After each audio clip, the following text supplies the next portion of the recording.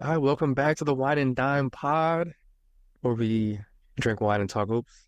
This is Chris Harrison, I'm Lyndsay. and Yeah. we kind of see we're in the middle of the WNBA playoffs. It's almost final season. We were one game away from already having the matchup set, but got a little bit more to do Tuesday night, but we're almost there. Yeah. Well, we wanted it was we were so close. We could have done just a finals preview, but instead we got to speculate a little bit, but that's okay. The playoffs have been really fun so far though. Been some good games. I'm a little heartbroken the Aces are done, but what are you gonna do? Yeah, personally, my team didn't really compete in these playoffs. Particularly, they participated, they were there, but they didn't really compete like that. But it's been fascinating. Other than that, I mean, the Lynx have been a joy to watch. The Sun maybe beating the allegations of their unseriousness potentially, and the Aces are done. No three-peat. No three-peat. I'm very sad about that. I think the Sun are still on fraud watch though, let's be real. They will be till they make it like till they win, to be honest. They've made it to the finals like twice in the last 5 years. Yeah, And they have that status that the other New England-based basketball team had until this past season. yeah, so we'll see. The Sun are really interesting. I guess we may as well just start with them. The Sun have been really fascinating because like AT and Dwana are these like two, they're vets, right? Like they're like the moms of the team. And then you've got, all these like young players like Dejanay and Mabry and Brianna Jones and Taisha Harris, like all stepping up and kind of playing really good. It's really interesting, just like that age dynamic, but it's kind of like the perfect example of like kind of like two timelines. Like even once AT and Dwana are gone, this like if they can keep some of these players around and keep this like strong kind of just like program going, then they're going to be in good hands for a long time. But Yeah. they also still need to win something. Do you think that AT can shoulder the load to get them to the finals? Oh my god, grown. This is a good pun though. Yeah, but I think we're starting to see a bit of an Olympic toll as well. Like this was the longest season plus an Olympic break, so like she's definitely looking a little like she's obviously in amazing shape and she plays really good basketball, especially when you know it's it's that like pressure time. So I think she'll be fine. Tomorrow night we're recording this on Monday, so Tuesday night I think she'll be fine. But I do think that she didn't really play a ton in the Olympics, I guess. But I don't know. You can just see like a trend of Olympic players being a bit gassed now, and just players in general. It's a long season, so I think she'll be good in the elimination game. But yeah, I don't know. The Sun are definitely not a perfect team, and so I don't feel confident that they could necessarily beat the Liberty in the finals. Their offense is just way too, I don't know, dependent on a few things going really, really well for them. So I don't know. Yeah, I'm torn between as far as rooting interest goes, I'm torn between rooting for DeWanna Bonner, Phoenix Mercury legend, and just enjoying and appreciating Lynx basketball. I mean, they play some really aesthetically pleasing ball. There's so much skill. The chemistry's fantastic. Speaking of, it's kind of tangentially related to the Aces getting eliminated. Becky Hammond was talking about how like the Lynx have good talent, but they're a great team, and they feel like the Aces had great talent and were just a good team this year. And the chemistry really shows whenever the Lynx play, and it feels great seeing the Lynx just be a good team again, especially since the Maya Moore era was, I mean, it was terrifying for a fan of another Western Conference team, but it was, I mean, a joy to watch. And so seeing the Lynx just go out there and ball out like that and play such smooth basketball, I mean, it's Yeah, hard not to root for them, to be honest. And the Lynx is a cool mascot too. Let's be honest. right. I think Prowl is a little creepy, their mascot, but like he's cool at the same Yeah, time. yeah. It's just because the uniform's a little old. He Prowl needs a little bit of an update, but um, I agree with you. I think that the league is better when the Minnesota Lynx are good. They're just like one of those teams where I don't know, everything's just better because there's old rivalries that like right now the Sparks are ass, so that rivalry's kind of dead. But even though it's not really though, they still play hard against each other, even though it's really not a competition. But like I think that it's really fascinating that I don't know, everything's just better when they're good. And yeah, you're right, they're really fun to watch. They're a very well coached team. They have a clear star, but like they move the ball well. Um they're a bit of a jump shooting reliant team. That's one sort of struggle a little bit, but they are figuring that out. They can get to the rim too. Fee is amazing. So yeah, I don't know. I think they're a really fun team, and I'm probably kind of rooting for them now, if I had to choose. But I wouldn't be mad to see someone like Dyonis and AT, as much as I'm not really a fan all the time. I would be okay with them getting a ring, I guess, too. I don't know. At the end of the day, I like to see legendary players get hardware, but I don't know. I can't cheer for the Sun. Just contractually obligated to not. So let's go Lynx. I will say one thing about the Sun before I hop back to the Lynx real quick. I've attended a Sun home game. I watched the Mercury play there in person. It is very weird that it's in like a 20,000 person town next to a casino, and that they play in said casino. It's a little weird walking past like slot machines and stuff on the way to the arena to watch the game. But two things I will say: one, free parking. Shout out to them. And two, Connecticut, New Haven has a very famous old pizza joint, and they have a location inside the arena where the Connecticut Sun play. And I got caught in 4K on ESPN destroying some pizza, and it was an absolute blast. Really, actually, really nice venue too. But it is weird that it's in a casino. I'm not gonna lie. I mean, the Aces play in the casino. I mean, yeah, I guess Vegas is mostly casino at this point. Like, Yeah, all the suburbs. all the large buildings are mostly casinos. Yeah. Uh, But going back to the Lynx, like I was late to the Feteasca train. Like I was not a fiend from day one. But great fan club name, also incredible.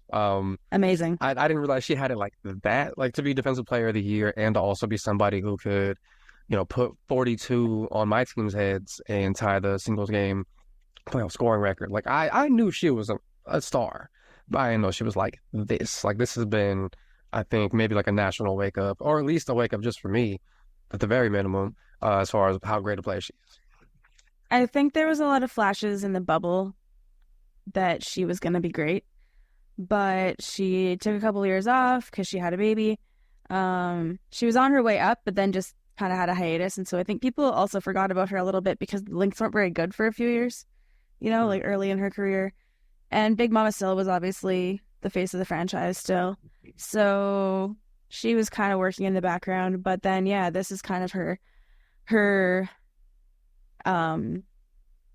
like her debutante. She's like she's being introduced to society here. She's this is her coming out party, so she's been amazing this season, and I think that Cheryl Reeve did a really good job of building a roster around her. They had some really good pieces. I mean, Bridget Carleton developed overseas this year with her 3-point shot. She shot 44% from the field, from three this season, which was a huge improvement. I swore in the games I watched she shot 250% from three. Like, it was outrageous. I'm pretty convinced she led the league in like half court or like almost like really deep three, like clutch game winners, because she had like 3 in a row or some shit. Every time prompting me to be like, why couldn't you do this for Team Canada? But anyways, I digress. I don't know. She's been really great. Alana Smith and Courtney Williams were really great pickups for them. I think Courtney Williams is like a perfect player for Cheryl Reeve because her Cheryl Reeve teams don't need like a pure point guard necessarily. It helps when they have one like Maya Moore or something, but Maya Moore was an incredible scorer as well. So they just, like, this team doesn't necessarily need an incredible point guard, but they need someone who can kind of do both. And Courtney Williams has really grown as a point guard, but she can still get hers, when her speed is like something else. There was a few buckets, I think in game, 3? Yeah. Where she beat the shot clock just running to the basket because she's really quick. And that speed is just like another gear for the Lynx offense. So it's kind of nice because they have a really great system where they move the ball, they screen, they cut, but then when things get hard, they have just bucket getters. Fee can get a bucket from anywhere on the court, and Courtney Williams is a mid-range killer. They have deadly shooters in McBride and Bridget Carleton. Alana Smith is just kind of in there doing everything. So yeah, when the Lynx are really on, they're on. Sometimes it's just when their jump shots stop falling, things get a little dicey because they don't get to the rim quite as much as they should. And I think that kind of happened with Connecticut in that game. they were playing really well, and then it just felt like their shots stopped falling, and so they just couldn't keep up. And Connecticut got back into it because their shots started to fall. So this series is kind of fascinating because they match up extremely well. These teams are almost the same in some ways, and so yeah, their offenses are very streaky, I think, at times, even though Minnesota's, I would say, is definitely more consistent and better. But there's a lot of moments where if, shots aren't falling, then it's not working as well. So, yeah, fun times. So we gotta talk about the Aces three-peat being stopped. But we got kind of a segue into the wine too. In 3 of the 4 games, game 3 was not her best, but Sabrina Ionescu was cooking. Like, Yes. she didn't have as good a season this year as she did last year. Like, her shooting percentages dropped by, like, her 3-point percentage went down by like 10%, like 11%. But she was cooking against Vegas. And Her playoff or career, or season? regular season, like she was 44% last year, almost 45%, and down to 33 this year. But I think a big part of that is also her role change this year, because with Courtney Vandersloot was gone for a lot of the season, and Leonie Feebich didn't really come into the starting lineup until later. So Sabrina had to take on a lot more of the lion's share of that point guard role that she hadn't played in the W since like her early seasons. And so I think her efficiency kind of dipped a little bit there, and it's not really necessarily a knock on her, but it's something that I think she got a lot more open shots when she was just playing off ball, and Sloot could, Assists did go up, so Exactly. So I think her shooting will be fine. You can see it in the playoffs, like you said, she's been balling, and I think since Leonie Feebich came into the lineup and can kind of handle the ball a bit more, it's getting Sabrina a bit like different looks. She can bring it up, she can get off the ball and then get it right back. And I mean, Stewie and John Quall's not bad, but they have good passers in the middle too. So their offense is fun to watch when it's working. It's crazy to me how important Leonie Feebich randomly is to that team. Her plus minus is fucking insane. She was like she's like a plus 28, and it's like, what? Like, I don't know. 20 minutes and shit. Yeah, she's having like an amazing season, and it's kind of crazy because, I mean, obviously as a rookie, no one got any attention if she weren't Caitlin Clark, but I don't know. I think her season was like really underrated. It's kind of wild how important she is to this team now.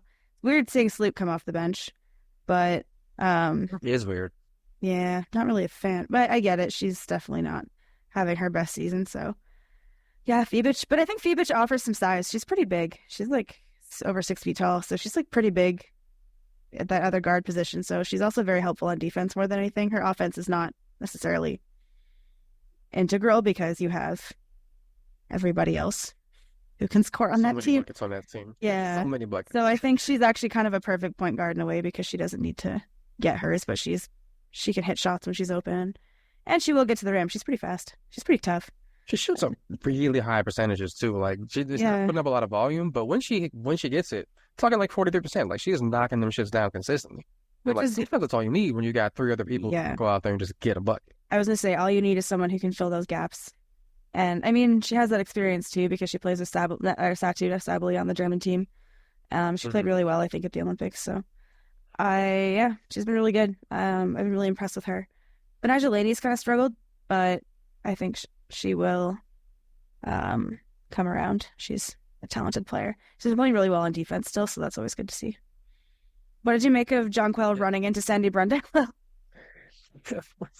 Damn! Shout out to Sandy, another Mercury legend. But that was you gotta keep your heads up. Keep your heads up, Sandy. Anyways, back to the wine though. So in honor of Sabrina, I decided to fuck with some Romanian wine. Yeah, she's from the Bay Area like me, but it got me into this rabbit hole where I was thinking of Romanian names, and I was thinking, man, you know what? Because of where it is geographically, and like the few things that I know about it culturally, I was like, surely there's a pretty good wine scene out there. So I was like, you know what? Let me do some Googling and see if I can find some Romanian wines in my area, and I found actually a pretty good one. I got this one from this winery called Cotnari. It's Feteasca Neagra, which is a pretty Feteasca Neagra, which is a pretty interesting varietal. It means black maiden. It's like a semi-sweet red. It kind of reminds me of like Mavrodaphne, a pretty common Greek wine. Kind of has like a similar flavor profile, kind of like dark fruits, like, you know what I mean? That kind of like sweetness. I dig it though. It's pretty good. I think partly because I'm used to that flavor, just from drinking all that. But it's pretty dope, and it was only like $13-14. Yeah, There's a place for sweet red wine, honestly. I don't mind it. Um, so we couldn't find, due to the fact that we live in different parts of the country, we could not find the same Romanian wines in each area. So I ended up with a Pinot Noir from Chevalier de Dyonis, and it's okay. There you It's go. it's not my favorite, I will admit. I don't know if it's just this wine has been sitting for a long time and it's just like not as fresh as it used to be or what, but it's not bad. It's from southern Romania, which has a similar climate to Burgundy, so definitely you can tell it's in that style. Like it's definitely a lot more like it's a lighter color, like yeah, you can it's kind of like a really light like a medium like a light ruby. It has like pretty nice acidity and some like really ripe fruit flavors, but it's just not as fresh as I feel like it should be. Also, the cork was rubber, which is weird. I don't think I've seen that before. Like, I've used rubber doesn't stoppers before, but I don't think I've ever had a rubber cork. That's interesting. it's weird. Obviously, me showing the camera on a purely audio format is hilarious, but yeah, it's a weird cork. Like, I'll post it on Instagram. Follow us Mine by had a follow Romanian us at flag Wine and on top of the Dine. foil. It was dope. Uh, It was dope. but you honestly would never know the wine I'm drinking is from Romania if it didn't say it on the label because it's like the name sounds French, the label's very like nondescript. Yeah, it's I could not be more obviously Romanian. Mine is yeah, patriotism on the bottle, Cotnari multi-flags definitely. on the bottle.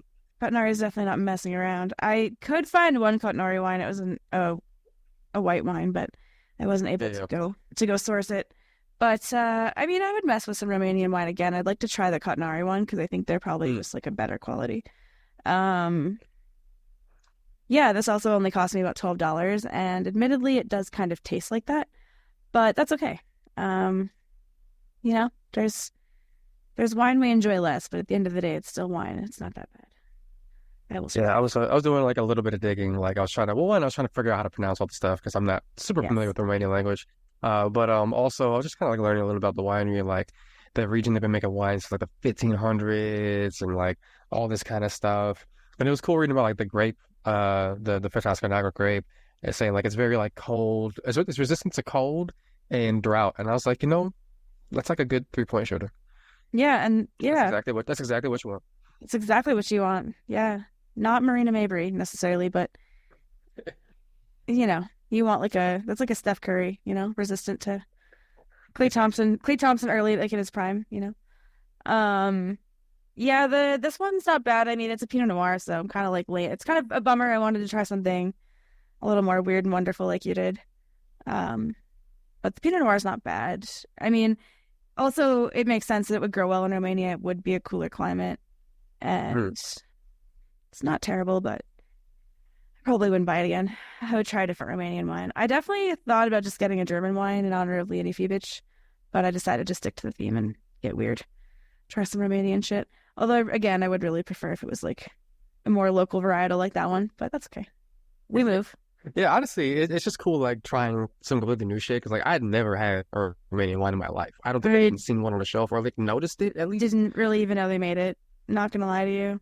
I'm a lot more Yeah. familiar with Romania's communist history than I am like anything else, and so Yeah, I figured like, oh, they speak a Romance language, they probably make wine, and it turns out they do. they do. Well, and just climate wise too, it makes sense. But Yeah. yeah, interesting. I don't know. It's I'd be interested to explore more. It's all like really cheap. So Yeah, I didn't find anything that was above $20. Like I had like four yeah. or five different options, and they were all under $20. Yeah. Which is kind of interesting. Like it's works for me. I'm a student, but It's not necessarily the highest quality either though, so I wouldn't say you're like overpaying or underpaying. It's just kind of about right, which is fine. I mean, it's what you yeah, want really at the end of the day with your wine. But anyways, I guess we'll circle back you're to not finding 25-year-old Cabernets and stuff like that, or at least not in the West. Like maybe they got something like that out there, but certainly not here. in Romania. No, probably not. I feel like the wine industry probably took a big hit during communism. I don't know. Ceausescu didn't do There's a a whole lot of chance. the Ceausescu didn't do a lot of good in Romania, so I can't imagine they did a lot of good things for the wine industry. I I wasn't doing suspect good things for the soil. no. I suspect I'll be going down that rabbit hole later. But anyway, back to the New York Liberty. Hey, Um, shout out! Oh, speaking of the Liberty, their social media team had a field day when they eliminated the Aces. I mean, they put some Tims at center court and just like posting just like a big old yer and like they had Sabrina Ionescu Photoshop with Tims in the bodega. They had like a meme of them handing the L to someone acting as the Aces. I was like, man, they are really talking that shit to win this series. That they revenge tasted real sweet. That revenge was, this is a semi-sweet. That revenge was extra sweet. literally, yeah. I mean, to be honest though, I also always find it interesting. Like it almost feels like the Timberwolves last year, where they spent so much energy trying to beat the Nuggets, who were like their white whale, and then they get to that next stage, and it's just like, and we're done. So I'm curious to see how the Liberty do. I mean, they have obviously some playoff proven players, and they have a championship proven coach and players. So it's not like they have just a bunch of like younger, unexperienced players like the Wolves, for instance. That's not like the greatest example, but just that when you meet that team earlier than you're supposed to, and then you have to exert so much energy just to get past them, that it's interesting. We'll see how they need to remain focused, I guess, at the end of the day. Like it'll be a good test of that focus and stuff like that. So that will be interesting. I think that I don't know. They would match up pretty well against both the Sun and the Lynx. I would prefer to see the Lynx in the finals between the two of them, obviously. But yeah. It's got a pretty versatile team, you know what I mean? Like they got shooters, they got players who can score inside, got people who can do stuff in the mid range. Like they got a lot of different answers for a lot of different things. Yeah. It's gonna be really interesting to see like what do you load up on to try to take away against them because they can do a whole lot of different shit. Yeah. Um, do you think I think the finals, no matter what, will be pretty competitive. I don't think either team is necessarily going to run away with it. Like New York has a really great offense, but they often get into foul trouble on defense. So when they're playing really good defense, it's good, but they do get into trouble quite a lot with fouls. So that's a big struggle for some of their like more important players like Junkwell and Pheebridge. They've struggled with foul trouble. Most of their careers actually. In Junkwell's case, she's always had a bit of a fouling issue. But the Liberty do get good whistles. They get to the line a lot, so even when their outside shots aren't falling, they'll go in and score. Like they went long runs against the Aces where they couldn't score, and they still managed to pull out wins. So at the end of the day, their offense will be fine. They don't really have a lot of their chemistry this year is so much better than last year. They can kind of overcome a lot of the struggles that they had last year where they just didn't have solutions. I think they have those this year. I feel like they went in the opposite direction that Vegas went in, where I feel like Vegas kind of got a little bit stagnant, like the chemistry like soured a little bit, not necessarily like off the court. They seem like they get along fine, but like some of the on-ball stuff, like they talked about like they weren't communicating as well as they were before, kind of assuming the other person knows what you're going to do because they've been playing together for so long when it's not really how it works. And I feel like the Liberty like made it more of a point to really hammer down on some of the shit that ailed them last year. It feels like they've gotten genuinely better. I think they probably have to be the slight favorites in either matchup right now. Sorry, like long Shaheed touchdown. That was beautiful. 43 yards. Chef's kiss. Anyways, yeah, I would agree with that. I think too the thing with the Aces is that their bench is a problem. They don't really have anybody to play off the bench. And so that starts to wear on your starters when they have to exert so much energy into winning. I think Chelsea Gray's injury was definitely an issue for most of the season because there was a lack of continuity going between Kate Martin got a lot of minutes at the start of the season and then, didn't at the end when Chelsea was back. Took Chelsea some time to kind of get back into that groove. Kia Stokes just no-showed in the playoffs, which she's never been a huge offensive contributor or anything like that, but even on defense, she was just not helpful. She obviously got a concussion in game 2, so hopefully she's okay. I can come back, but I thought the team actually looked better with Megan in, personally. But they don't really have a bench, and then, that gets challenging after a while. So they need to reset a little bit. I think, like you said, there's some complacency. That happens a lot with championship level teams, obviously, because, again, like they said, and you just said, when you play with each other and you know each other that well, you just expect certain things. You don't have to put the work. You don't feel like you have to put the work in the same way, but you need to stay sharp on those details, and that's, I think, why like the Patriots, right? There's all the little details about when them that like gave them that dynasty, and coaches like Bill Belichick eventually grate on people because he gets annoying with those details, but those are what kind of keep you sharp at the end of the day. But even then, eventually you fall to some kind of bias or whatever. So you see how sharp the Patriots look now, and Yeah. oh boy, the ugliest football I've ever seen. But anyway, back to hoops. Neither here nor there. Yeah. Yeah. I don't know. I feel pretty good about the Aces going forward. I mean, they have their best players locked in, and they're still some of the best players in the WNBA. They've had an amazing run. I mean, back-to-back championships is still amazing. Not many teams have even done that. And then to get, even into the playoffs again for a third, for as many years as they've been in, they're still amazing. I mean, Asia was unanimous MVP. They've had 6th Player of the Year. They've had multiple all WNBA teams, Olympians. Like, they're a very good team, and I don't think that's going to change, but they do need to invest some time in their bench and maybe just sort of take a little bit of a short reset, like not full, tear everything down, but just kind of like shuffle some players and kind of give the team a bit of a facelift. They need a little new energy, but I think they'll be just fine. And at the end of the day, I mean, the W is getting better at the top, right? I mean, the Liberty were a first-year team and they made it to the finals. Now, just on sheer talent alone, now they have chemistry because they've had time to settle in and, figure each other out. I think you can really tell that Jonquel Jones is more comfortable. She really struggled to fit in, I think. And that's been huge for them because even though her stats aren't necessarily I think they're better for sure than last year, but not necessarily massively. But you can just tell that things are flowing better. It's less clunky, and she's just more comfortable in general. So Her developing as a shooter has been really interesting to see too. Like I didn't project her to be like not necessarily a sharpshooter, but like a pretty solid outside option. Like being able to spread the floor like that too, in addition to be able to punish people inside, like some of these players on the Liberty just keep adding new dimensions, and it's really cool to see. Yeah, I mean, having that much talent around you too, I think like players like Stewie, Sabrina, Sloot, when she was in her having a better season last year, they're kind of force multipliers, right? So they're gonna make other people around them better. But I also think that Rondello is a really good coach, and they are honestly just deep. They've drafted pretty well. They have like even having someone like Kayla Thornton, she's going to give you a good 5-10 minutes when you need her, right? She's not amazing, but she can fit right in. She'll hit some threes. She'll play good defense. They're a deeper team. I think that the Sun probably match up the best against the Liberty in terms of size. The Lynx are definitely smaller, but the Lynx have actually had New York's number all season, so that's been kind of interesting. So I think just because the Lynx, their defense is so incredible. And sometimes, again, foul trouble.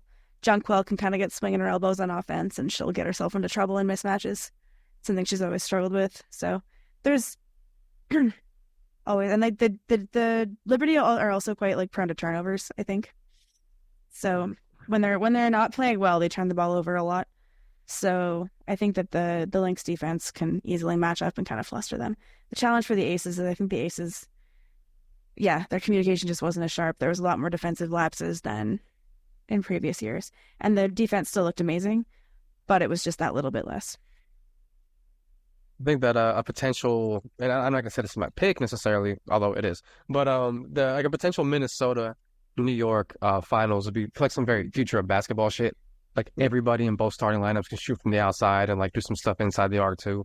Like it just feels very almost positionless in a way, the way they play. Not necessarily entirely positionless, but there's a level of versatility there and skilled bigs who can score from all over the court. It really feels like, this is the future that people talked about 10 years ago when they said talk about the development, the direction the league was headed in. This is that. It's those teams. Yeah. It's pretty cool. And it's nice to see. It's kind of cool though, because it's also coaches who've been there for a long time. With say the Lynx and the oh my God, Liberty. don't know why that was so difficult. Like they've been around for a long time. They've both like Cheryl didn't play in the WNBA, but she's been coaching forever. Sandy played in the WNBA and has been coaching forever. They've both won championships, so it's not even like it's like while the players and the style is kind of like the future of basketball, the coaches are like are kind of like stalwarts. They've been around a long time, but they've also adapted and clearly no ball. So it's kind of fun. This one dope. I'm happy for Brondello too. Like Yeah. I still feel like the exit from the Mercury was kind of premature, and who boy did they not replace her well initially. So I'm happy to see her with a team that is not only like has a lot of star power, but it's actually become like at first it seemed like they were just okay, let's just go find the biggest stars we can find. It feels more like intentionally built now. It feels like it's a bunch of pieces that complement each other really well. And some of that's on development of the players who have been there for a couple of years, but some of it is just it feels like smart GM, which Yeah. we haven't always had in Phoenix. No, I think the Mercury, I don't know if the Mercury got rid of her because of her coaching or because Diana Taurasi was sick of her. I got this vibe that there was like some tension. Those were the years where Diana sort of seemed like she was the problem. Kind of was the problem. There was a couple of seasons where I was like, hey, it'd be nice if she retired. But I think it's back in everyone's good graces again, which is nice. But yeah, there was a minute where, especially with the Skylar Diggins-Smith stuff, where totally. Yeah. Squandered some very good talent. Yep. Yeah. Yeah, you're right. I think that the GM work in New York has been better, like you said. They did a good job of kind of just retooling the bench a little bit to sort of have players that just fit nicer. It's been sad to see Maureen Johannes not back, but Phoebe just filled in nicely as the European white girl who can shoot. Every team got to have one. And she's a better defender than MJ. I will begrudgingly admit. She's also a little bit bigger, I think. But sorry, I just got hella distracted by Xavier Worthy running very fast down the middle of the scenes. As hell, yeah. I would be distracted too. Yeah. Yeah, but they did. Yeah, they filled in players around the stars, but then the stars also got more time together, and Brondello got more time with those stars to know how to fit them in better. She got to understand what players need and want out of a system, right? I mean, these players are willing to sacrifice touches and everything, but they need to know that they're going to also get easy buckets or they're going to get the ball or kind of what the expectation is. So, honestly, they just all got a little bit more time. So.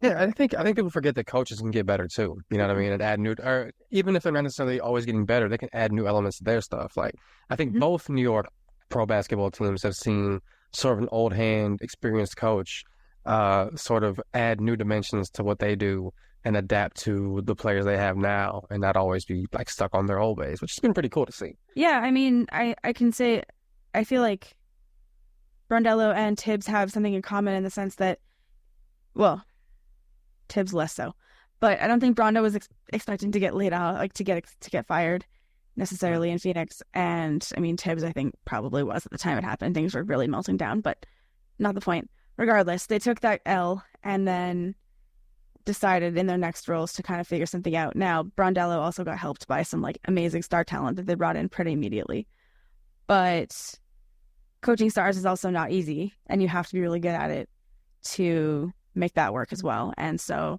she's gotten better at managing that, and she has that experience. She's managed star-studded teams before in Phoenix, so I think this is why you hired her, right? You don't hire a coach like her just to not get stars to compete, right? She's a coach she doesn't want to coach a rebuild. That's not what she wants, right? So yeah, this is the right team.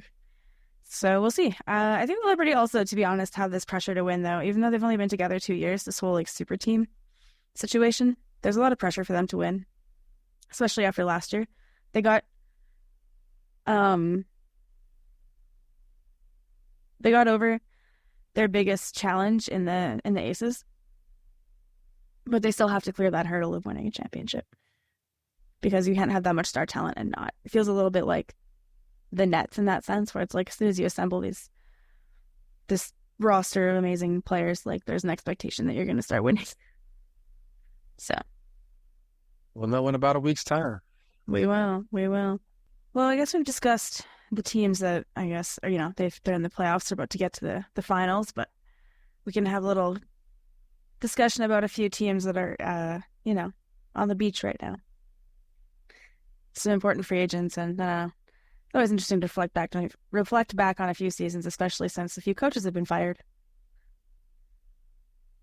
Yeah, there's been a couple of surprise firings, but let's sort of start with the most recently eliminated team, the Aces. Now, obviously, Chelsea Flutter, restricted free agent, Alicia Clark and Sydney Colson as well, Tiffany Hayes too, which is interesting.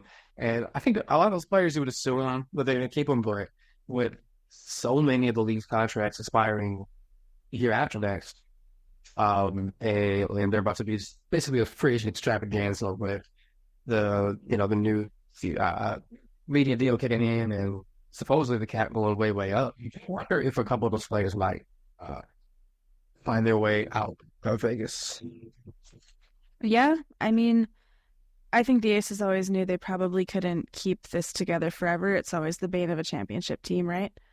They're most, I guess, Chelsea Gray, Asia, they're locked up. Jackie Young, I believe, is locked up for a few more years as well. So even if Kelsey Plum were to walk, kind of God forbid, I think she's perfect in Vegas and they'll probably try and keep her. But even if she were to walk, they could probably find somebody else. There's a million, just with all the free agents, like you said, that are going to be available. But the Aces do need to shake some things up. So I do think older players like Sydney Colson and Alicia Clark, I mean, they've been very important to the team. So they may come back, but it'll probably be like veteran minimum sort of situation, potentially. I believe Kirsten... deal type stuff. Yeah, with Tiffany Hayes, I think she was only ever signed just for this season. Like just for like the remainder of the season because she came in so late. So it was just like a minimum deal. I think. Pretty sure. Could be wrong. I was kind of questioning that now, but I think she was just signed, just for kind of like a rest of the season contract. But I think if she decides to continue to play, I mean, I think there's always a risk that she'll just retire again. She'd be interesting to have back again. She was really obviously sixth player of the year after, being retired, which is a wild comeback. So that's pretty cool. But yeah, I think this is a good opportunity for the Aces to kind of reinvent themselves, like we talked about.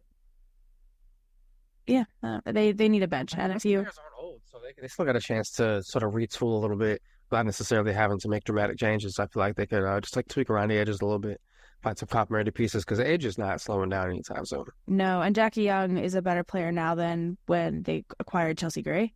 Like, I don't think that Jackie was the player they needed her to be when they got Chelsea, so that Chelsea's helped the development of Jackie Young, I think. So the fact that they have Chelsea locked up for the foreseeable future, I believe, as well, those players, that kind of core can stay. But I think a lot of their bench players are either restricted free agents or kind of like leaving anyways. So I don't know. I think Megan Gustafson will sign a 2-year contract, but I could be wrong. I think that Kirsten Bell, it's her 5th year. It's like her option year. So I don't know if the team will pick that up or not. It's hard to know. She hasn't really done a lot on the bench, but I believe she'll be a restricted free agent. So that will be interesting. Kate Martin is a rookie, so they'll have her for a little bit. I'm trying to think who else is even on their bench. One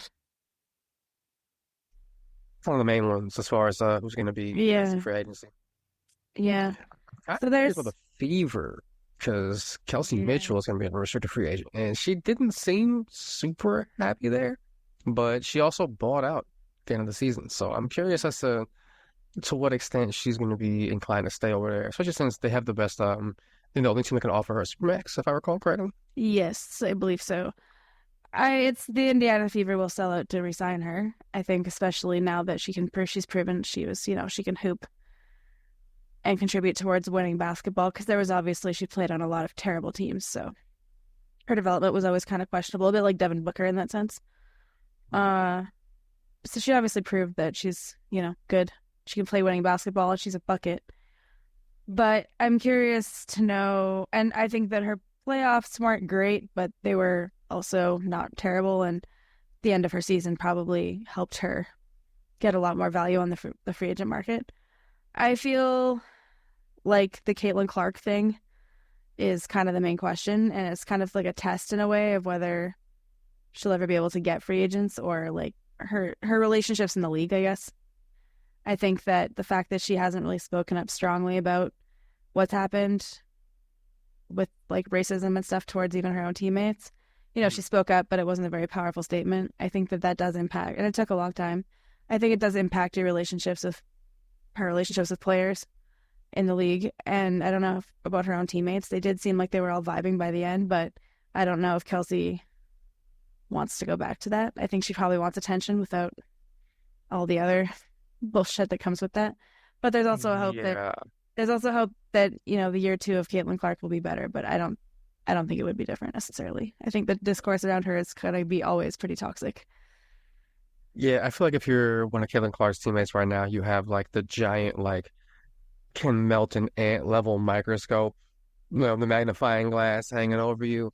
I think one thing that's gonna be really interesting, if not this off season, at least in the next few off seasons, is like this is the first group of players to play with her at the WNBA level. Right, it's a little bit different atmosphere than college, obviously, and it's gonna be really interesting to see.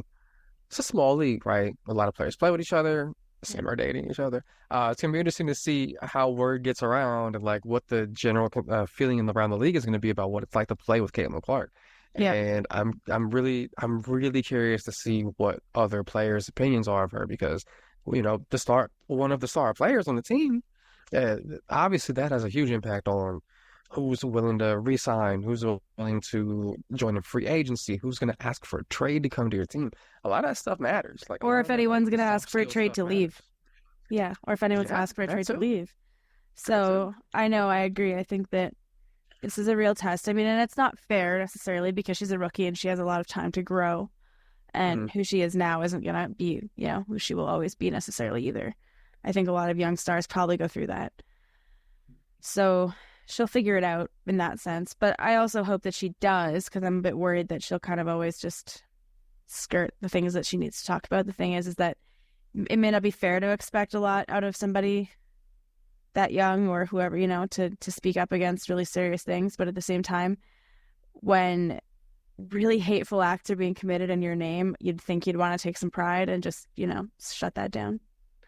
Paige Beckers did You it. would hope. You would Paige, hope. Yeah. Paige Beckers, Cameron Brink, Kelsey Plum, they've all spoken out. Stewie and sort of Sabrina, they've all started to speak out, about what's going on. And then Caitlin, it takes her a while to finally respond, and then it's a pretty like milquetoast answer. So I hope that she figures that out. And yeah, I agree. I know it's unfair, but at the same time, when you're when you Pretty reach that milquetoast level is of, kind of her brand off the court, though. Like, yeah, that's true. She is from Iowa. Let's not lose sight of yeah, that. yeah. She's from the whitest place on earth. Um, yeah, I don't know. I don't dislike Caitlin, but I do think she has a lot to learn in terms of leadership and that sort of side of the game, not just being a good basketball player. And the thing is that, she was a leader at Iowa, but those girls that she played with were a lot like her, right? Like she could relate to a lot more of, and it's not to say that she can't relate to anybody on her team, but it does take, yeah, like you said, those soft skills to be able to kind of like be around different people and learn to communicate with all of them. And yeah, so I think she's fun to play Especially with when on like you're okay. no, go ahead. Yeah, Especially when like so much of the media attention is on you, just like helping other players feel like they're involved in everything and like they're a significant part of success. Like even if you're doing that on the court, sharing the ball and all that kind of stuff, and even if you're doing it in the locker room, I think because so much of the attention is media driven, I think there's a expectation of like, oh, you got to be like in the microphone doing all this too, which is like a difficult thing to deal with because that's kind of like not really a natural thing. Like you think locker room stuff is locker room stuff, but like it kind of is the name of the game now. It's having to like do leadership stuff in public, which is weird, but it's kind of how it is. but I think big stars like that have always had to, right? Like LeBron is both dragged by the way he treats his teammates, but also he builds them up too a lot, right? Like they're always very conscious of how they're being perceived, talking about their teammates, Katie, Kyrie, they're all this, all of them, right? So, and I think that they've also done a lot to be legitimately good teammates. Players legitimately enjoy playing with them. And LeBron, we'll see, but it depends who you are, I guess, with him. But, Kyrie's been known as a really good teammate. Same with Russell Westbrook. He seems like a pain in the ass, but he's actually a great player a great teammate. His teammates So love him. yeah, like he They seems like fucking love that man. he seems like the biggest pain in the ass, but it sounds like, he's actually one of the greatest people. And he legitimately seems to be off the court. Like he's pretty outspoken as well, but Oh, he does so much for LA. So yeah, much. and Oklahoma City still, even though Mhm. he, it's pretty cool that he's, continued those commitments and stuff too. But yeah, I think Caitlin will figure it out, but I also hope that she surrounds herself with she takes like criticism well, and actually takes the Mhm. criticism in the sense that like no one's trying to say that you're terrible, no one's trying to tear you down. There's a lot of shit going on Right. around you. But, you could be better in these areas and it will benefit you more than it may harm you to speak out on some of these issues. And you don't have to do it all the time, but there's definitely a bar that's been set that you at least need to start clearing for people to take you seriously. And this will help you on the court, but it will also just help you off the court. And it will probably get a lot of the people who are spewing shit in your name to shut up. Finally. Hopefully. At least I will say- it's somewhat of an antidote. People will always do Yeah. that bullshit, but at least it's like somewhat of at least people will know where she stands, right? Right. So I will say one thing I do appreciate about her was like when people were freaking out about like her getting some hard fouls. She's like, it's hoops. You know what I mean? Yeah. She didn't try to play the victim there. At the very least, she didn't try to play the victim there. You know what I mean? She was like, hey, it's hoops. Like we're gonna get hit. Like it is what it is. Like she certainly plays the victim on the court, but she's a bit better off the court for sure. yeah, I think you wanna draw that foul during game action. But I think when it comes down to it, when she's actually asked about it, she's like, nah, man, like they're not assaulting me out there. Like we're just competing. And she was like that in the national championship with LSU, Yeah. like the trash talk with Angel, right? She's like, I don't hold anything against Angel for that. Like I was talking trash. I lost. Yeah. You'd be bad about it in the moment, but then on reflection, if you're a reasonable person, you're like, hey, like it is what it is. We're going back and forth. If But in you're the gonna moment, if you're gonna dish it, you got to be able to get it. You got to be able to take it. Yeah. So yeah, she be talking. So yeah, she's got like that Larry Bird quality. so does Bear. So apparently, Sorry. so does Paige Beckers apparently. Oh yeah, If Gino's to be believed, she talking all kind of shit. does not surprise me whatsoever.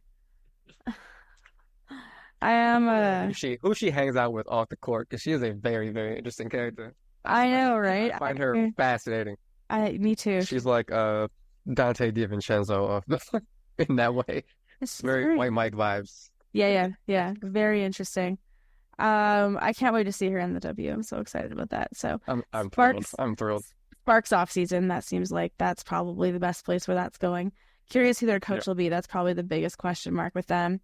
When Cameron Brink comes back as well. But I think that Rickea Jackson's in for a big year next year, and she'll probably get more minutes. I think that her development will probably be pretty like her and Cameron and Paige. Their development will be pretty prime, like priority for whoever they hire. I still wish my team still had the number 3 pick. And I mean, obviously I love Kalia Copper, but I do wish we had the number 3 pick in the draft because I don't know if Packers will fall to 3, but I wouldn't be mad at it. I wouldn't be mad at it. Yeah. Well, we'll see how the lottery goes anyways, too. Do you know what are the odds for the Valkyries? Are they in the automatic lottery with the expansion? How does that work? I believe so, but I don't think they're. I don't know, maybe it's like 5th or something. I had to check on that. It's like later in the They're lottery. considered a lottery pick. Yeah. Yeah. I think they want to just load up the expansion team with the number 1 pick. I feel like that's how it's always been with expansion too. They didn't get the Bobcats at number 1 or anything like that. They don't want the Las Vegas Golden Knights situation. Oh my God. That was a wild team where there was a weird cap crunch and they just took everyone's the bad contract they wanted to get rid of and they're like, we'll make a team out of that. And a lot of they finessed a lot of the new rules. They knew there was a lot of loopholes and they finessed the changed shit. rules because they played it so well. Yeah, Seattle got screwed. Unfortunate. Yeah. Seattle getting screwed again. Yeah. So Right, I don't know. Sonics. I want the Sonics back. Life would be better with the Sonics. But Kevin Durant could be their leading scorer, but alas. no, it would be cool for him to actually go retire there, but if that ever happens. But yeah, any other WNBA offseason thoughts? I guess Chicago Sky also need a coach. Ideally, sell the team, better owner. That'd be great. That would be lovely. would be Murph's coach situation, I TBD. I think he'll stay at least one more year. I think they'll give him another shot.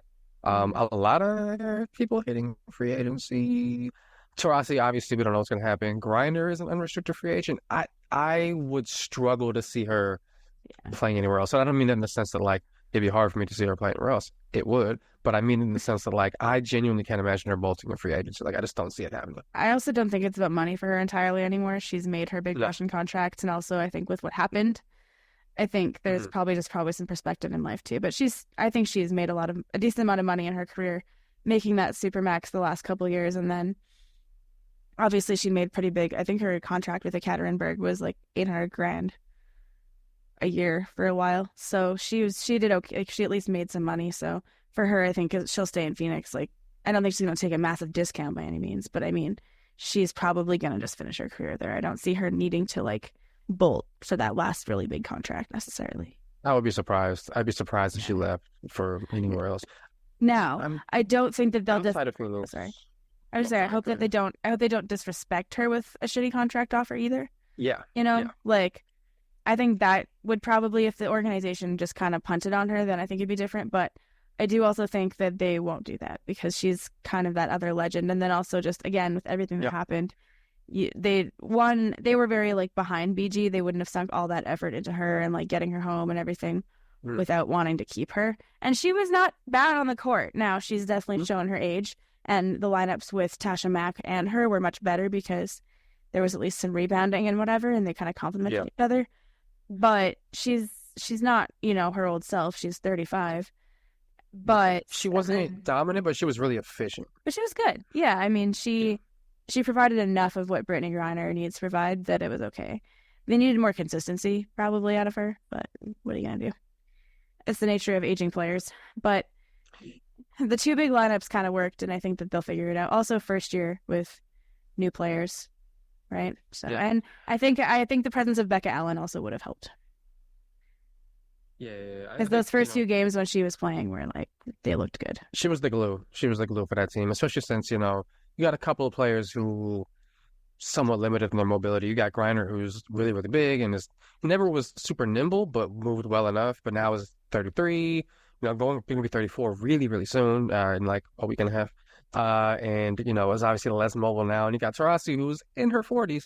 And so having somebody who could guard a bunch of different positions and has super long ass arms was incredibly helpful. And I think it's kind of went to shit a little bit after she got hurt for the second time. She's like Alana Smith, where she's willing to just sort of do those things that, like you said, the glue. She'll make her shots when she needs to. She can get buckets, but she's also going to block shots. She's going to play hard defense. She's going to dive after loose balls. Kind of all the shit you need on a team that has some aging veterans, for sure. Yeah, she's one of a very small number of players where the coach had to beg her to shoot more. Yeah, right? Because she's quite efficient when she does shoot. But so anyways, shout out to Rebecca Allen. I hope she gets better. She had back surgery, which is tough. Yeah. That is tough. Yeah. Moving past the Mercury, I'm interested in seeing where Gabby Williams winds up. Will she come back to Seattle? Will she even stay in the WNBA at all? Like, to be honest, I'm curious about what her next move is going to be. I feel like if she stays in the WNBA, she's got a good chance of going back to Seattle. I think she's got really good chemistry there, and I think the organization very much values her, and they saw her value once she came back to the W after the Olympics. She was very helpful on that team, and especially if Nneka does end up not coming back, because she's also a UFA. I think that Gabby gives them a little bit of insurance at that position. So I think that they need to sign at least one of those two players, ideally both. But that'd be great. Yeah, but they need at least one of them. And now Nika Mule is also going to be out probably next season with an ACL tear. Man, that's tough. And I mean, didn't play much in the rookie year. Barely saw the court, and then immediately playing overseas, ACL tear. Like that's a tough start to your WNBA career. Yeah, their pro career is not off to the races. It's too bad. I hope she gets better. It's not gonna be her fault. That's the tough part. But injuries are heartbreaking. She'll be back soon. It was really sweet though, because they were playing against Gabby Williams. She was playing against Gabby Williams' team, and Gabby was there comforting her on the stretcher and stuff. It was pretty wholesome, but also sad. Yeah. So yeah, I'm also curious to see what's going to go on down in Atlanta. They also fired their coach, so Tanisha Wright is out. To be honest, I'm not really surprised by this move at all. They have a lot of talent with Alicia Gray and Ryan Howard, excuse me, and Cheyenne Parker. And they've got young talent that hasn't really developed very much that they've put a lot of draft pick equity into, like Letitia Mehier and Haley Jones. So, and they've traded draft assets for Alicia Gray. So they really needed to get into the playoffs this year. Like, I don't think they knew they didn't have a chance to win, but they needed to get in because if they lost their pick to Washington, it would have been terrible. So, yeah. They needed a new coach. I always felt like Tanisha Wright was probably good for culture, but I don't think she was a great X's and O's coach. There's a lot of times where it kind of was just like, throw the ball to Ryan and fuck it, let's see what happens. And it doesn't always go well, obviously. So That's worse strategies, but yeah, you can do a little more than that. yeah, well, because it always just felt like their offense, it was just hard, and then they never really played amazing defense either. So I think Tina Charles was a really great addition for them this year. I'm curious to see if she will stay. I don't know what, like, So you think she's gonna hang them up? Like, who knows? I mean, she had a great season. I could see her wanting to do, maybe have one more. She looked good. She doesn't look super cooked or anything. I mean, I think she could probably play another season or two if she wanted to, especially after having a really good year. I think that their teams might be willing to sort of like pick her up as like a, just off the bench kind of option. But she cooked in Atlanta this year, and she was really helpful to that team. It was really nice to see her kind of on a just playing for a team that wasn't entirely rig chasing, because I think she just got to have a nice fit for once. man, it was nice seeing her having a bounce back season after the weird, awkward debacle in Phoenix. It was, man, that little mini era was not good for a lot of players. No, the Mercury were just Have it is bad vibe for 3 to 4 years of just ferocious. last place in the league in vibes, so first in vibes. Still not especially good on the court, but definitely top 2 or 3 in vibes, which is For sure. progress. Well, any other quick free agency off-season thoughts before move I on? think that's most of the major players. I mean, we'll probably Yeah. do more WNBA postmortem once the finals are over. Satu's an unrestricted free agent too, but I feel like that's a gimme that she's gonna come back, right? I think Dallas will sell out to resign her. She's clearly the straw that stirs the drink there. Yeah. That team, I think Natasha Howard's probably going to walk. She declared her intention to go to free agency, and she did not seem like she was wanting to go back. But that's okay. I don't think she ever wanted to be there in the first place, which is fine, I guess, for her, at least. Not so great for Dallas, but that's okay. What are you going to do? That team did not meet expectations this year, and I don't know if the expectations were super high, but they certainly did not meet them. Well, they at least expected to get back to the playoffs, and they were really injured, honestly. Like, they missed a lot of players for a long time. Satu being gone for most of the season was really tough. And they had a lot riding on rookies like JC Sheldon, and she did really well, but it's tough to just have to be point guard 1 right away and with expectations. So I think Letitia Trammell will probably get like another year, and then we'll see. If they kind of return to form, then she'll probably buy herself more time. If it's another really down year like this year, and there's, eventually the injury excuse isn't really a good excuse anymore. So we'll see. Yeah, But I don't think anyone saw dead last for them. You know what I mean? I don't think anybody was thinking they were going to be in that conversation. no. But anyways, do you want to do some rapid fire NBA preseason thoughts and then wrap her up? Yeah, man, So a whole lot of Bronny James coverage. yeah, I do not think he's a viable NBA player, but I could eat crow on that later. Certainly not yet. Yeah, we were talking offline a little bit before we recorded about I said his over under for points this year was 20 and a half. And Lyndsay asked me if I meant like per game, if I was being like a lunatic, and I was like, no, I meant for the season. It's what I assumed you meant, but I was like, I just need to clarify and make sure that you're not out of your damn mind. I think he's No, got I lots of think let's give it some potential, South Bay Lakers time this year. Some South Bay time. which I think is fine. I think he actually needs that, and that's fine. He gets to be close to home. He gets to play in the G League and be a pro basketball player. Like, it'll be fine. But we are totally going to see. Normal ass basketball. Like 1 year of just normal ass basketball. Right. No weird catastrophes and unfortunate health circumstances. Right? But we'll see him probably on opening night. Him and LeBron will share the court, and then, It'll be nice and wholesome. What Super do you wholesome. think of Big Purr and the Big Apple? Uh, well, we won our first preseason game against the Charlotte Hornets, which means we're going 82-0, Yeah, frankly. yeah. Perhaps even 83 and -1. Oh, who's I gonna think be there's going to be what? it's going to be the Hornets again. Yeah, Um, yeah. no, I'm looking forward to it. I do think that and this wouldn't be my thought if we had Mitch, and we knew we were going to have him for at least whatever percentage of a season we typically have Mitch healthy for. But because he's going to be out for at least half of it, let's say maybe even possibly more, and we're going to see a lot of cats starting at center.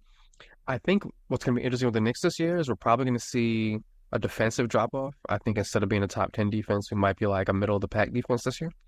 Even with good wing defenders, we'll probably be more like 11th, 12th. You know what I mean? Yeah. But I do think that offensively, they could be really scary. The bench looks a little weak. Like the depth is not the same as it looked like it was going to be before the trade.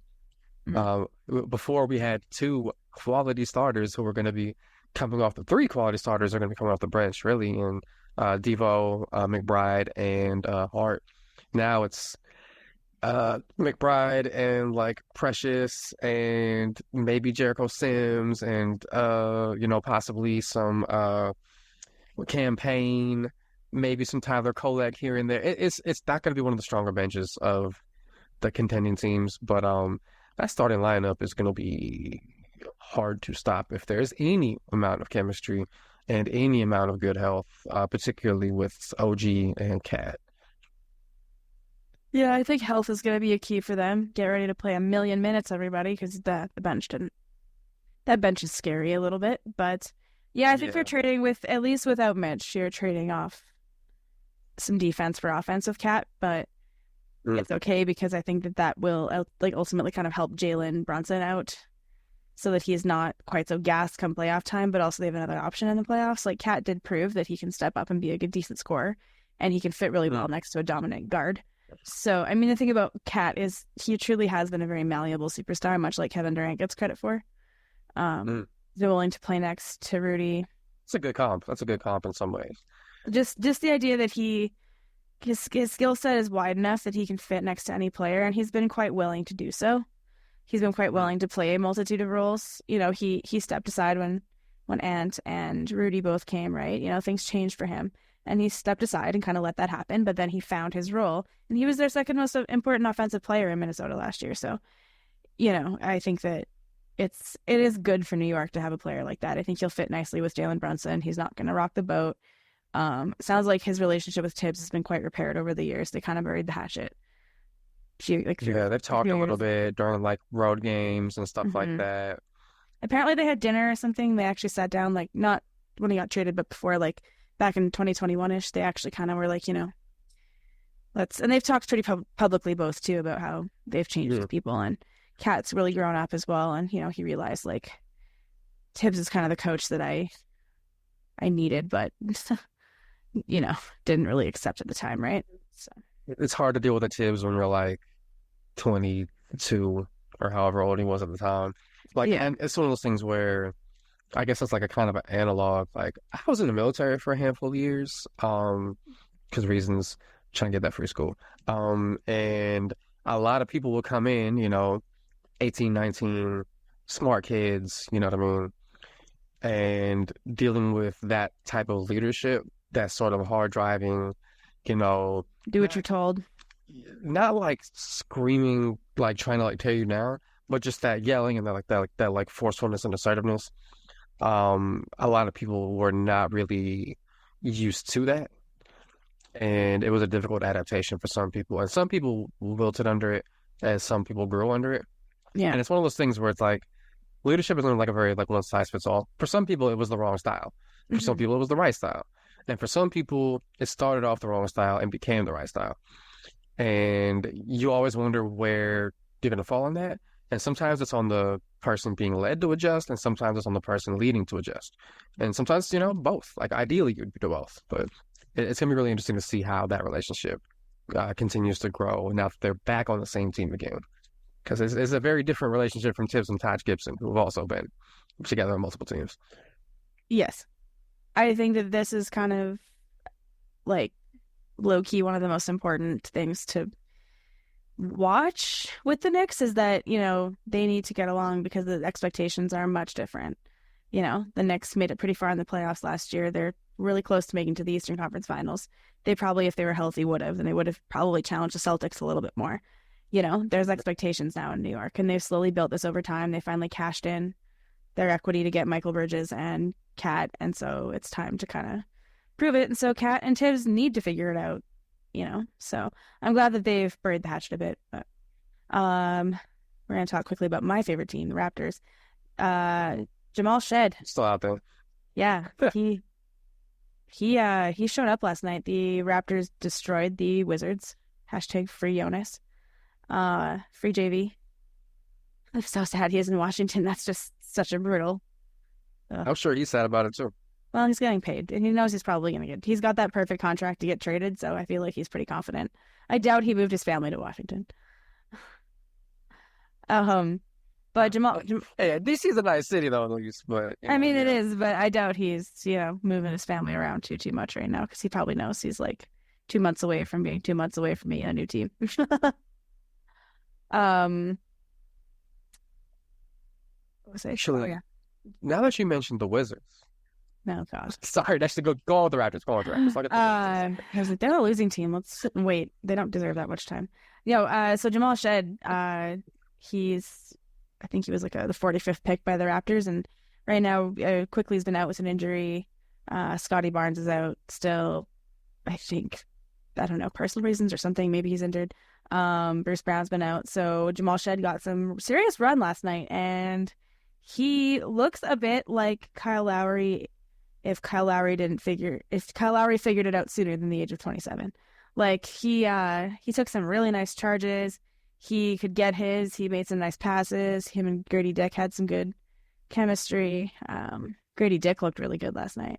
It is the Wizards. They're definitely ass, but I'm feeling some optimism about the season. RJ Barrett looked legitimately very good, and then he got injured, so that was not fun because he looked like really, really good. He was running point. He was running point, and it looked like it actually was working. Like the experiment was finally paying off. I've heard that story before, but we'll see how that goes. Yeah, but I think he's also in a system that actually was probably better for him because he doesn't need to stay on the ball the whole time as a point guard. Yeah. Right? Like, it's just also a different system. So there was a lot of ball. He's good at moving the ball. And, I think that you could see that last night. The offense was flowing with him. And he just adds that downhill element that the Raptors don't really have. Yeah, so they looked good. It's one preseason game, and it was the Wizards. So I'll let you talk about the Wizards now. I actually wasn't even going to talk about the Wizards. I was going to use the Wizards as a segue to talk about the point guard they gave up to the Phoenix Suns. I'm curious as to how they're going to look this year. I think there's some optimism around how things are going to look with Tyus Jones in town and hopefully some better health. Surely Bradley Beal can't be that injured again.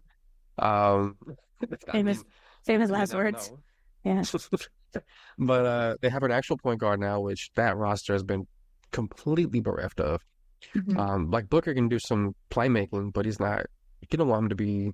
You want him to go get buckets and play make on those buckets. He can cosplay as a point guard. He can cosplay as a point guard, but he's not. Right. Beal the same way. You want him to go get buckets and use the threat of those buckets to get you 5 assists a game. You don't want him to be your point.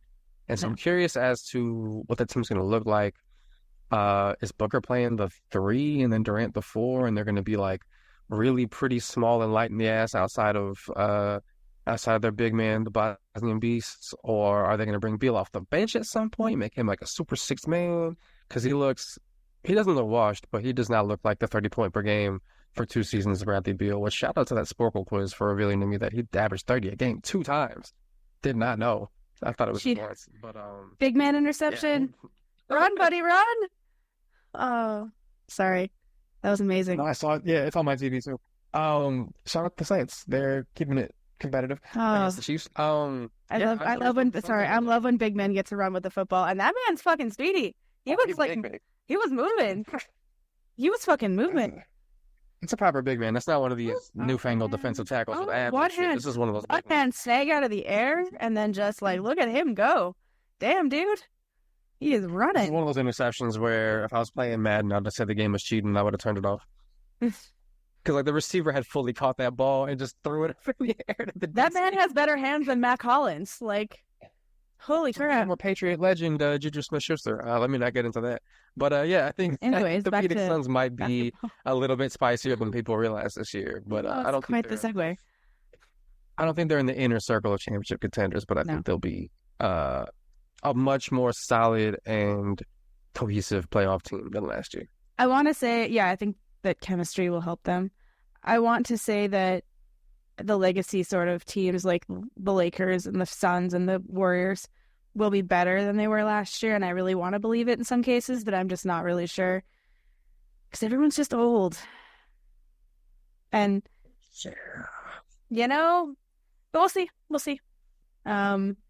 They balled out in the Olympics, so maybe the old man will bring that confidence back to the NBA. But Yeah, I just wish they had the pre-leg break version of their big man. Oh my God, I cannot believe his name is escaping me right now. Nurkic, there we go. I I wish was they had like, the pre-injury version of him because that would make that work a whole lot better. I agree. He was like Jokic light. Yeah, a little bit. Yeah. Yeah, he had a bit of that playmaking ability, but any final any final thoughts really at all before we wrap up? Man, bring us the Celtics, or I guess bring us to them. We play in Boston, I think, opening night. Nice. How was the wine? What are your final thoughts on the wine? Solid. I actually very much enjoyed it. It brought a little bit of home to me, reminded me a little bit of them Greek wines, and yeah, I would drink it again, especially for this price point. Like if it was $30, I'd probably be like, look, I'm gonna pass on it, but for like 14, yeah, I would absolutely get this again. Amazing. Well, Romanian wine. Solid. Shout out to the Black Maiden, very metal wine variety Yeah. name. Very metal. Very, very metal. The Pinot Noir I chose was not great, so we're gonna just pretend that didn't happen and say that Romanian wine's pretty solid. And we'll probably get weird with some of the wine selections going forward. Just need a big Dyonis night for some Greek wine. Yeah, I want to do a whole Eastern European run. I want to get some Georgian and Yeah, I'll do some of those. some Moldovan wine and shit. I can't wait. Date to break out. We need a big Jakob Pertl night so we can drink some Gruner from Australia or from Austria. Oh boy. Gruner Veltliners I'm obsessed with them currently, and I have one picked out for us already. And yeah, it's gonna be great. So also can't wait for some big like German like the Wagner brothers. I need them to like combine so I can educate you on Riesling and why it doesn't suck. I need one of the W teams to sign some obscure Chilean player. I need it like water. We'll just find it. We'll just drink Chilean wine. We'll find a way to introduce some Carmenere or something. But Exactly. with that, we'll guess a little housekeeping. So we're not actually a weekly podcast, contrary to the last couple of releases. So we'll be back later in October here. Probably after the finals are done, I'm guessing. So we'll be back with some finals analysis. And the NBA season will be getting started up. And then your girl will be going to Italy to drink a bunch of Italian wine at Italian vineyards. Gotta be sick. I will be in Ontario doing traffic. I'll be in traffic. All right, fun. Well, with that, we'll talk to you next time. All right, later.